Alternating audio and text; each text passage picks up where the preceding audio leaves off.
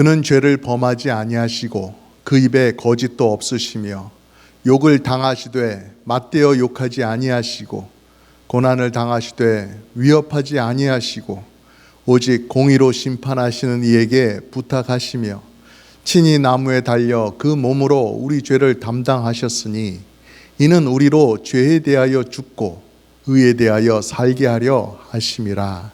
아멘. 오늘 말씀은 우리 구주 예수님께서 십자가에 달리실 때의 모습을 그리고 있습니다. 예수님의 고난의 모습을 그리고 있습니다. 근데 우리가 이 고난을 어떻게 당하셨는지를 잘 알아요. 어떤 과정을 통해서, 그리고 십자가에 달리실 때는 어떠한 모습이고 어떤 말씀을 하셨는지 우리가 다 잘 알고 있습니다.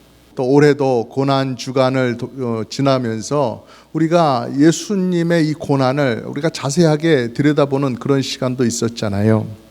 그래서 우리가 예수님의 고난에 대해서 익숙히 알고 잘 알고 있는데요. 그래서 다른 복음서에서 나타나는 말씀과 비슷해 보이긴 합니다만은 오늘 말씀의 초점이 어디에 있는지 우리가 잘 알아야 돼요. 예수 그리스도께서는 하나님의 어린 양이 되셔서 우리의 죄를 위해서 대속의 십자가를 지셨다라고 하는 거기에 초점이 있지는 않습니다. 그러면 오늘 말씀은 어떤 면에 초점을 두고 우리에게 가르쳐주고 있습니까? 예수님께서 당하신 고난이 참으로 견뎌내기 힘든, 부당하게 보이는 그러한 고난이었다. 그렇지만 예수님께서는 하나님 아버지의 구원의 그 큰 뜻을 생각하시면서 아버지께 순종하는 마음으로 그 길을 계속 가셨다 하는 이 사실을 강조하고 있는 것이죠. 그런 점을 생각하면서 오늘의 말씀을 보도록 하겠습니다. 22절 말씀에 그는 죄를 범하지 아니하시고 그 입에 거짓도 없으신데 그런 고난을 당하셨다라고 말씀하고 있습니다. 죄를 태어나셔서 십자가에 달리시기까지 하나도 안 지으셨다는 거예요. 여러분, 우리는 이런 것이 잘 짐작이 되질 않아요. 어떻게 그럴 수 있지? 어떻게 그렇게 살아갈 수가 있지? 도대체 그러한 삶은 어떻게 사는 삶이지? 죄를 하나도 안 짓고 살아가는 그 사람의 마음은 어떠할까? 우리는 잘 이해하기 어려워요. 왜냐하면 우리는 그 단계에 이룰 수가 없거든요. 그 경진을 우리는 바라볼 수도 없거든요. 우리는 온갖 죄투성입니다. 매일매일 죄를 지으면서 살아가지요. 그래서 죄가 너무 많아가지고 그걸 아주 굵직굵직한 것만 생각한다 할지라도 내 머리털보다 더 많은 지경이에요. 내 머리털 가지고 다 안 되니까 머리숱이 빽빽한 다른 분 머리까지도 빌려가지고 세야 될 판이지요. 하지만 예수님께서는 죄를 짓지 않는 분이시다. 그리고 당연히 죄를 지으시면 안 되는 분이셨다라고 하는 사실을 가르쳐주고 있습니다. 그렇지 않겠습니까? 하나님 아버지께서 아들이신 예수님을 세상으로 보내셔서 죄인들의 죄를 대속해서 그들을 구원하고 와라 라고 보내셨는데 이 땅에 오셔가지고 죄를 지으면 사람들의 죄를 대속할 그 자격을 상실하는 것 아니겠어요? 어떤 사람이 그런 질문을 합니다. 나도 예수님처럼 다른 사람을 위해서 그렇게 큰 고통을 당하면, 고난을 당하면 나도 다른 사람들의 구주가 될 수 있는 거냐? 내가 그렇게 해준다면 당신도 나를 구주로 섬길 것이냐? 이렇게 묻는 질문을 합니다. 여러분은 어떻게 생각하세요? 누군가가 여러분을 위해서 그렇게 큰 고난을 당해준다고 생각하면 그 사람이 여러분에게 하나님께서 주시는 구원과 천국을 보장해주고 여러분에게 그것을 전해줄 수 있는 구주가 된다고 생각하세요? 아닙니다. 왜 그렇습니까? 그 사람이 죄인이기 때문에 그래요. 다른 사람의 죄를 대속하고 할 그럴 처지가 안 되는, 그 사람도 자기 죄값을 받아야 되는 죄인일 뿐이어서 그래요. 비유를 하자면 그런 것입니다. 제가 저 틴덜 은행에 빚이 한 30만 불 있다고 쳐요. 갚아야 할 빚만 30만 불입니다. 근데 어느 날 제가 그 은행에 찾아가서 나 파나마시티 한인교회 목사입니다. 우리 교회 성도들 혹시 이 은행에 론이 있다면 다 내 돈으로 갚아주십시오. 그렇게 큰 소리 떵떵 치고서 막 내 돈으로 갚으시오 했는데 제가 빚이 30만 불이에요. 그러면 여러분의 론이 갚아지겠습니까? 절대로 안 갚아지겠죠. 야, 저 한인교회 목사가 많이 아픈 모양이다라는 그런 소문만 나겠죠. 세상 모든 사람들은 그 조상인 아담과 하와의 죄를 이어받아서 태어날 때부터 죄인으로 태어나요. 그래서 평생 동안 계속해서 죄를 짓는 거예요. 아주 예쁜 아가의 모습으로 태어나더라도 그게 나중에 죄를 자꾸 짓는 그런 사람으로 자라나는 거예요. 그래서 다른 사람의 죄값을 대신 치를 자격이 없는 것이죠. 하지만 예수님은 다르셨어요. 예수님은 성령님에 의해서 잉태되셨어요. 그렇기 때문에 원죄가 없으신 분이란 말입니다. 게다가 예수님은 하나님 아버지, 거룩하신 아버지의 모습을 닮으셨기 때문에 아버지처럼 죄를 짓지 않으시는 분이세요. 그래서 이 땅에 태어나셔서 사람으로 사시면서 어린아이 때부터 어른이 될 때까지도 죄를 한 번도 짓지 않으신 그런 삶을 살 수가 있으셨던 거예요. 그렇기 때문에 우리 죄를 대신 지실 그런 자격이 되시는 것이죠. 그런데 여러분, 그런 자격이 된다고 하는 것과 실제로 다른 사람을 위해서 고난을 당한다고 한다는 이 사실, 이건 별개의 문제 아니겠습니까? 내가 자격이 된다고 해서 아무렇지도 않게 그 아픈 채찍을 맞고 아주 태연하게 십자가에 달릴 수는 없는 것 아니겠어요? 우리도 예수님의 고난을 묵상할 때에 예수님께서는 우리들의 죄를 대속하기 위해서 이 세상에 오셨어. 그래서 그 십자가 지셨으면 됐지. 그러면 된 거지 뭐. 이렇게 태연하게 덤덤하게 받아들일 수는 없는 거예요. 왜 그래요? 그 희생이 나를 위한 희생이었기 때문에 그래요. 그리고 또 오늘 23절, 24절에서 강조하는 것처럼 메시아를 몰라보고 악질 죄인으로 함부로 취급하는 그런 부당한 대접을 받으셨기 때문에 그래요. 그것을 견디시는, 그런 견뎌내셔야만 하는 그러한 고난을 당하신 것이었어요. 23절, 24절 말씀이 그렇습니다.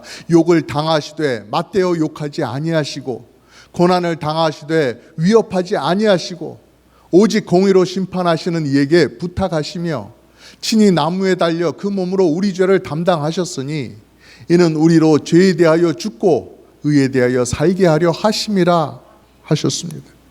우리 주님의 순종, 어디까지 하시는 순종이었는가 하는 것을 우리에게 보여주고 있죠. 사람들은 즉흥적인 감정에 따라서 반응을 해요. 누가 나를 때리면 나도 맞은 만큼 때려줘야 기분이 풀립니다. 누가 나를 쿡 옆구리를 찌르면 나도 네가 얼마나 아픈지 너도 당해봐라 하면서 막 찔러야 우리의 마음이 편안해져요. 근데 그렇게 하는 게 영 잘못된 것만은 아닌 게 그게 어느 정도 정의와 연관되는 부분이 있기는 합니다. 근데 예수님은 무척이나 큰 고난이 다가오는데 그것을 맞서는 태도를 취하지 않으셨다고 합니다.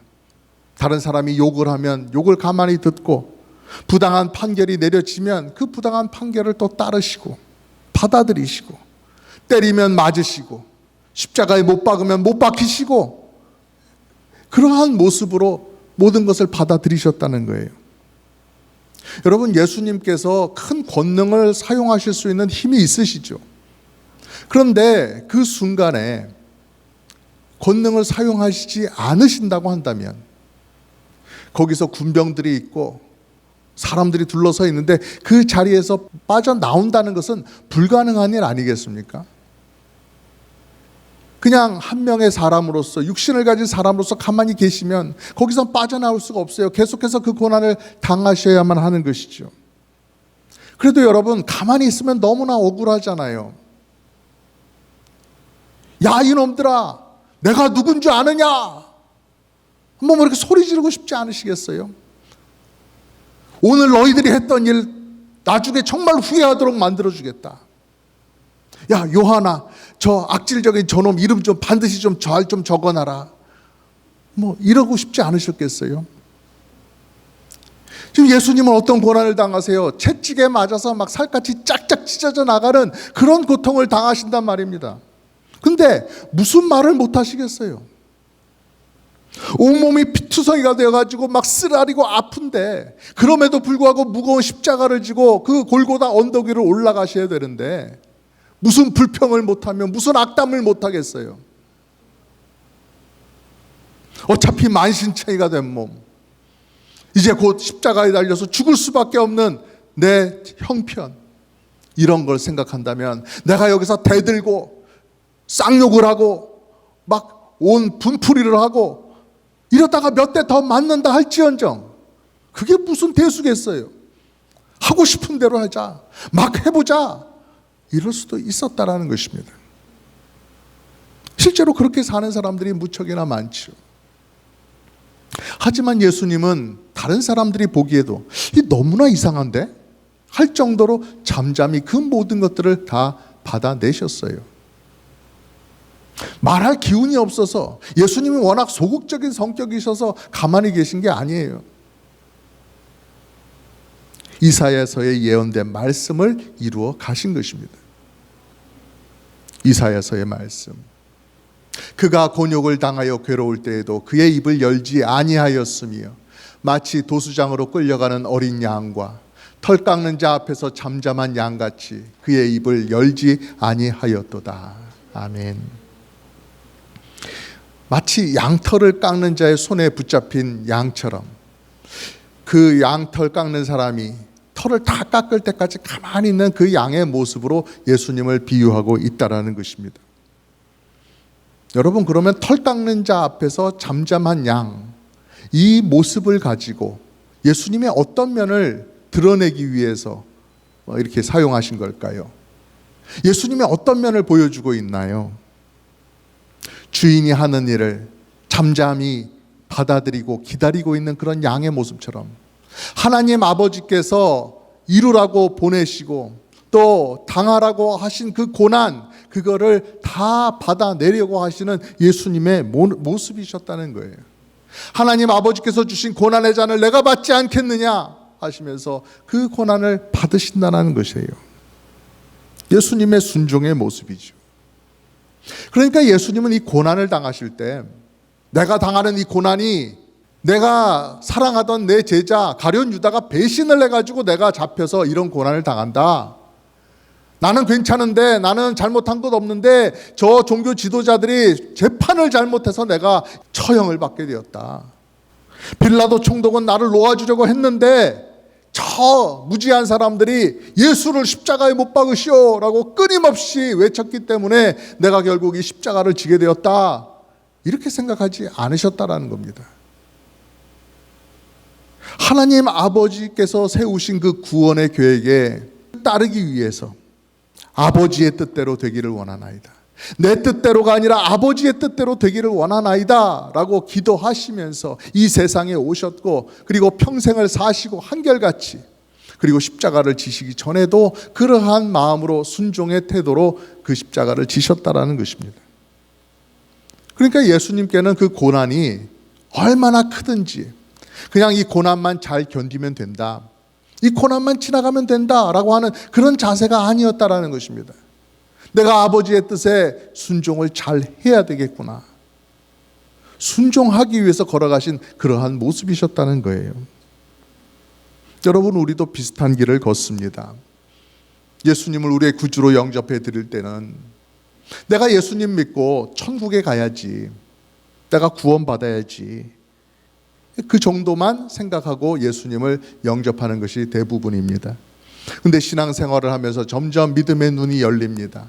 하나님께서 왜 나를 구원해 주셨는지를 알게 됩니다. 하나님께서 나를 구원해 주실 때 나를 구원하셔서 넓고 좋은 아름다운 천국에 나 혼자 덩그러니 갖다 주기 위해서 나를 구원하신 것이 아니라는 사실을 알게 되는 것이죠. 하나님은 나를 사랑하셔서 나와 인격적인 교제를 나누기를 원하셔서 나를 구원하신 것이구나. 하나님은 끊임없이 나를 인도해 주기를 원하시는 것이구나. 하나님은 나를 사랑하시는구나, 나를 만나시기를 원하시는구나. 바로 그것이 구원의 목적이었구나. 바로 이것을 깨닫게 되는 것이죠. 그래서 천국이라고 하는 것은 내가 좋아하던 음식, 내가 갖고 싶어 하던 물건, 그것이 있는 것이 아니라 나와 하나님과의 사랑의 관계가 아무런 방해도 받지 않고 이루어질 수 있는 바로 그러한 곳이겠구나라고 하는 것을 생각하게 되는 것이죠. 그러니 그때부터는 신앙생활이 하나님과의 관계, 인격적인 만남, 거기에 치중을 하게 돼요. 거기에 관심이 쏟아지게 돼요. 그렇기 때문에 그때부터는 우리의 순종이 문제가 되는 것입니다. 내가 하나님께 제대로 순종하고 있는가? 내 모든 결정, 내 헌신의 결정, 그것들이 순종, 그것으로 나타나게 되는 것이에요. 저는 때때로 우리 성도님들께서 저도 참 감당하기 어렵겠다 싶은 그러한 순종을 이렇게 아무 거리낌 없이 괜찮아요 하면서 덜컥덜컥 하시는 것을 볼 때 참으로 감탄스럽습니다. 아주 힘든 일을, 그것도 뭐 한두 달이 아니라 뭐 몇 년, 몇십 년 꾸준히 계속해서 해 나가시는 것을 볼 때 참으로 놀랍습니다. 그러면서도 힘들다고 말하지 않고 부담스럽다고 말씀하지 않고 일 없이요 하면서 계속해서 나가신단 말이죠. 어떻게 그러실 수가 있을까요? 그런 분들이 편하게 신앙생활 하는 방법 몰라서 그렇게 하시는 건 아닐 겁니다. 목사님 눈에 잘 보이기 위해서 그렇게 하시는 건 아닐 거예요. 그러니 그런 모습 세상 사람들이 보면 이해가 안 가죠. 아니 그렇게 해서 얻는 게 무엇인데 도대체 무엇을 얻기 위해서 그렇게 하십니까? 라고 묻겠지요. 여러분, 여기에 아름다운 신앙의 세계가 있는 것입니다.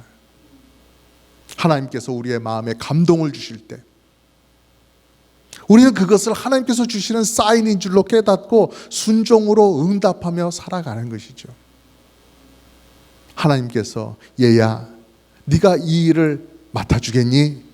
하고 말씀하실 때 예 아버지 제가 그 일을 하겠습니다. 저는 그것을 감당할 만한 그릇이 안 되지만 도와주시고 힘 주실 줄 믿고 해보겠습니다.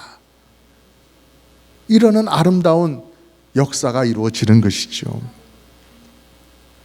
하나님께서는 우리의 순종을 아주 크게 사랑하시고 아주 기뻐하시기 때문에 예수님께서 이러한 비유를 말씀해 주셨어요. 한 아버지가 두 아들이 있는데 그 두 아들에게 똑같이 포도원에 가서 일을 하라고 그렇게 이야기를 합니다. 그런데 반응이 달라요.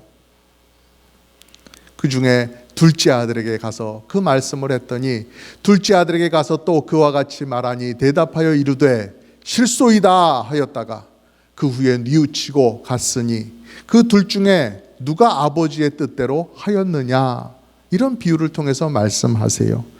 처음에는 아버지의 말이어도 내가 일하기 싫으니까 싫어요, 안 갈래요, 안 할래요 라고 말씀드렸다가 나중에 가만히 생각해 보니까 이러면 안 되겠다, 아버지께서 가라고 하시는데 가야 되겠다 해서 가서 일을 한 아들이 있었다. 이 아들의 순종이 귀하다라고 말씀하시는 거예요. 제가 하겠습니다, 아버지 걱정 마세요, 이것도 하고 저것도 하고 다 하겠습니다 라고 말은 해놨고, 그런데 실제로는 하지 않은, 실제로는 순종하지 않은 그 아들의, 다른 아들의 모습이 되면은 안 된다라고 말씀하는 것이죠. 제 아버지께서 살아계실 때에 저와 함께 있었던 아주 옛날 오래전의 일을 떠올리시면서 저를 칭찬해 주셨던 일이 생각이 납니다. 그때가 제가 한 20살 때, 그때 있었던 어느 날이었는데요. 아버지께서 저에게 심부름을 시키셨어요. 가서 신문 한 장을 사오라고 심부름을 시키셨어요. 그래서 집 밖에 나가가지고 어디에 가보니까 여기에서 신문을 팔겠지 하고 가보니까 안 파는 겁니다. 그래서 다른 데서 저기서 파나 하고 그쪽으로 가봐도 안 팔고요. 여기 저기 다 다녀봤지만 신문이 없는 겁니다. 그래서 점점 멀리까지 가게 되었어요. 그래서 마침내 신문을 사가지고 돌아와서 아버지께, 아버지 집 근처에 신문이 없어서 좀 멀리 갔다 오느라고 좀 시간이 걸렸어요 하고 신문을 드렸습니다. 세월이 몇십 년이 지나서 아버지께서 그때 일을 말씀하시는 거예요. 가까운 곳에 신문이 없었으면 그냥 돌아와도 되는데 너는 그러지 않았다. 넌 그러지 않았어. 저는 잊어버렸습니다. 수많은 심부름 가운데 기억할 만한 별 그렇게 중요하지 않은 심부름이었어요. 잊어버렸어요.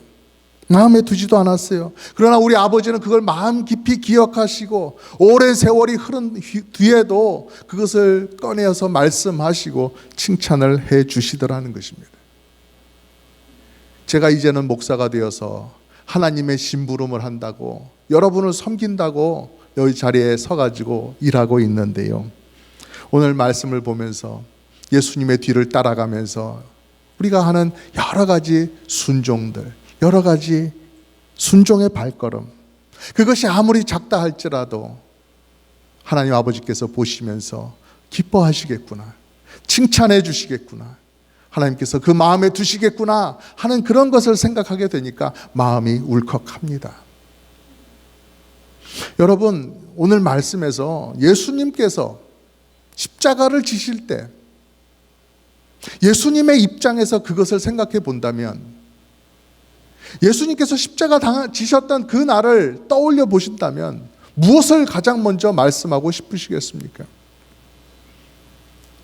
십자가를 지기까지의 그 수치, 모욕, 막 벌거벗겨지고 따귀를 맞으시고 사람들이 침을 뱉고 욕설을 해대고 손가락질을 해대고 채찍에 맞고, 그런 억울함, 고통, 슬픔, 아픔, 괴로움, 그런 것들을 이야기를 해야 되는 것이 맞지 않겠습니까? 그런데 오늘 말씀을 보면 예수님의 이 고난의 문제를 순종의 문제로 다루신다는 거예요. 예수님은 그거 순종으로 받아들이셨다라고 말씀하고 있는 거예요. 여러분, 우리도 인생을 살면서 정말 내가 십자가를 지고 있는 것과 같다 싶을 정도로 큰 고난, 고통을 당할 때가 있습니다. 그럴 때 그것이 아무리 고통스럽다 할지라도 내게 그 시간을 허락하신 하나님 아버지의 뜻이 있을 것이다. 하나님 아버지는 지금도 나를 바라보시면서 그것을 그냥 지나가지 않으실 것이다. 분명히 여기에는 아버지의 뜻이 있다. 그것을 바라보시면서 믿음으로 견뎌나가시기를 간절히 부탁을 드립니다. 매 순간 매일매일 살아갈 때의 나의 삶의 의미, 내 인생의 목적과 가치, 내 신앙생활의 의미, 다른 데서 찾는 것이 아니라 내가 하나님의 말씀 앞에 제대로 순종하고 있는가, 바로 여기서부터 찾아야 될 것입니다. 어느 목사님이 그렇게 말씀하셨어요. 어느 목사님이요, 성도에게 있어서 모든 인생의 문제는 신앙의 문제다. 그리고 그 모든 신앙의 문제는 결국 순종의 문제다. 그렇게 말씀하셨어요. 어떻게 보면 세상에서 가장 쉬운 것이 순종입니다. 시키는 대로 하면 됩니다. 그런데 한편으로 가장 어려운 것이 순종이기도 합니다. 하나님을 바라보면 순종이 쉽습니다.